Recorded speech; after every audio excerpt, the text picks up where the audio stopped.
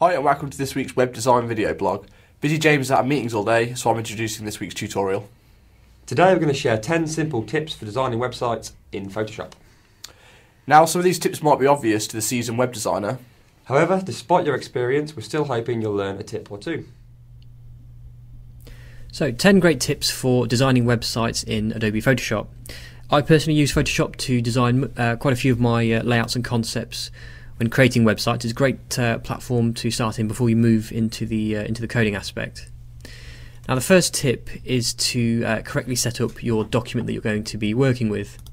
And to do this, it's as simple as selecting the color mode RGB and setting your resolution to 72 dpi.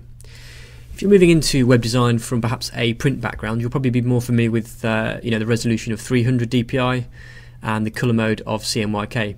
So it's important when designing for the web that you switch this to RGB and have a resolution of 72 dpi, 72 dots per inch. Okay. Now, the second tip when designing websites in Photoshop is to give yourself a lot of space. Now, let's take into consideration that the average smallest browser size that people are going to be looking at websites on is about 1024 by 768. Therefore, I want to make sure that my website's not really going to be any wider than about 980 pixels. Now, despite we're going to make the website only that wide, I'm going to make my canvas a little bit wider so that I can see some of the background, which will help me lay out the design. Okay, so tip number one, just to recap, is setting up document correctly with RGB 72 dpi. And the second tip is to work with a lot of space, take into consideration the minimum average browser size of 1024 by 768. So I've already set up a document, and let's just pop in a few elements. Like I've created a background gradient and just a sort of square to put in place, a rectangle, while we get moving on these points. This brings us on to tip number 3, and that's working with grids. Now, grids are essentially going to be a video blog all unto their own. They're really useful for essentially using guides to help you lay things out on the page. And to lay out these guides, you essentially just use the rulers that are present on the canvas and simply just drag those into place. If you do a bit of googling on grids and guides for designing websites, you'll be able to download PSTs that come with with grids and advice for how to set them up so that they're sort of pixel perfect. So tip 3, work with grids. It helps you lay out a website and keep everything in context on the page. So tip number 4, you'll see that I've created some guides down here that's going to allow me to create 4 little tabs that will lay in, and I'm going to use the shape tool to create these these shapes, these tabs. So let's start with the shape tool, and if I just really zoom in on this corner for a moment, and if let's select a color, let's say red perhaps. And if I draw a rectangle, hopefully you can see that the pixels of the rectangle are sort of blurred at the edges. It's not sort of a pixel perfect shape. So let's delete that layer and try again. And what you want to do is look for this setting up here and push snap to pixels on the options. And what you do now when you create a rectangle, you'll see that it quite simply snaps to the pixels and you get a perfect square with no blurring around the edges. So let's just delete that and bring our canvas back up.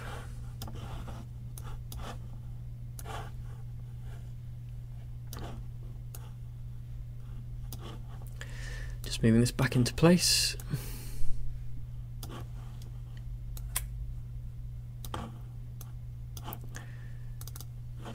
Zoom back out. So let's just switch that to black, and let's just create our 4 simple blocks that we're going to use. And like I said, tip number 4, if you set snap to pixels, you get nice perfect rectangles, and you'll see that these are also snapping to my guides. This brings us on to tip number 5, and that's using the Adobe Coular panel to help us select a good range of colours perhaps for our tabs. If you're using CS5, you can show the Coular tab by going to Window, Extensions, and it's already there built in. If you've got previous versions of Photoshop, you can download the Coular extension. And the great thing about Cooler is that you can use the colours recommended to, perhaps create sequences. So let me just go to Window and Swatches. Ooh, let's just get that back. So here are our swatches, and let's just say I like this one in Cooler, and again you can browse all the different sort of colour combinations, via high face and so forth. Let's transfer those to the swatches panel. So you'll just see they've just popped in over there. What we can now do is colour in our rectangles, our rectangular shapes, using our Cooler panel. So let's make the first one red perhaps. The second one can be this recommended beige colour. Third one, the sort of grey blue. And finally the last tab, the sort of very dark navy. So tip number 5 is the Cooler extension window for Photoshop. If you're using sort of tabs, or you need some sort of colour schemes for your website layout, great place to start to get some inspiration for what colours work well together. So I've also created a few other elements just to sort of help us move this design sort of forward a little bit, to help us look at some of these other elements as well that we're going to introduce to the layout. Let's just move our swatches back out of the way. So I'm just going to hide our grid layout now so that we can see the design a little bit better. Now the 6th tip is something that I've sort of only just noticed and learnt recently, and that's if you're sort of playing around with gradients or working with the shadows in the layer effects.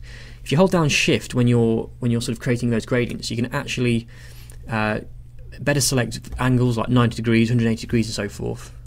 So just to show you that briefly, if I go to the layer effects on this layer here, let's go to inner shadow. You'll see sometimes it can be quite hard to sit and select 90, but if I was just to simply push Shift right now, you'll see that it quite nicely snaps around the various angles. And it's the same sort of thing when you're creating gradients. So let's just quickly create a new layer, and if I select the gradient tool and run the gradient up the page, you'll see again it's really difficult to create a perfectly vertical gradient. Simply if I push Shift right now, you'll see it snaps perfectly to vertical and will allow me to create a really nice perfect vertical gradient. Okay, so that's tip number 6. Tip number 7, when you're working with fonts, for example, it's important that on the anti-aliasing setting you select Crisp. Crisp is the best way of displaying your typefaces for the web, and hopefully you can see the difference there between before and after. Sort of smoothens out the text, and it's the best way to format it for the web. And also when you're using typography in your layouts, it's important that you use web-safe fonts. Now it's okay to use special typefaces, like for example this title here, I've just used DIN for example, but it's important to typeset as much information as possible in what we call web-safe fonts, fonts that are installed on all computers as standard. So try and typeset some or all of your type content in Arial or Helvetica, Times New Roman, something that's sort of a cross-platform web-safe font. The good thing about doing this as well is that when you show the client the initial prototype, there's not going to be much lost in translation when you sort of code it up. Another great tip for designing prototype websites, in particular in Photoshop, is to use real form elements.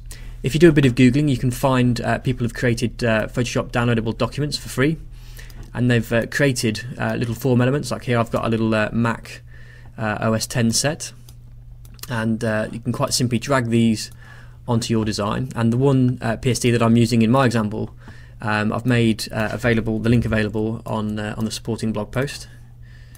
So let's just get a few more bits and pieces. And this can work really well, particularly if you're creating prototypes. The Mac form elements look really nice and sort of help support your prototype. So tip number 9, use real form elements, they look really nice. And the PSD that I've got for here is from thandlax.com, and I've made the link available on the supporting blog post if you want to download that. So finally, my last tip is to use the info panel, or the info window, which you can see just here. So I'm just dragging that away from my workspace. Now, a lot of people don't have the info window displayed when they're designing websites, and the great thing that I like about the info window is that it gives you information about the page that you're currently browsing. So you can get a very quick idea of the colour references, CMYK references, where you're on the canvas. And quite interesting, if you select, for example, like this red shape here, and if we click Apple and T or Control and T to transform the shape, you'll see that it shows you the width in pixels and the height of that shape that you have selected. And equally, if you use the marquee tool, for example, and let's say we wanted to know the width of this area here, you'll see that the width on the info panel and the height are giving us accurate ideas of the sort of dimensions that we have selected. So really useful tool, the info panel. If you find that your info units aren't quite accurate, perhaps they're in millimeters, simply go to Photoshop, Preferences and Units, and just make sure that your units, rulers and type are selected as pixels rather than millimeters or any of the other variables. Okay, so that's our top tips for designing websites in Photoshop. Thanks for watching this week's video. If you've got any questions or comments, please don't hesitate to leave them on our supporting blog post or YouTube channel. YouTube.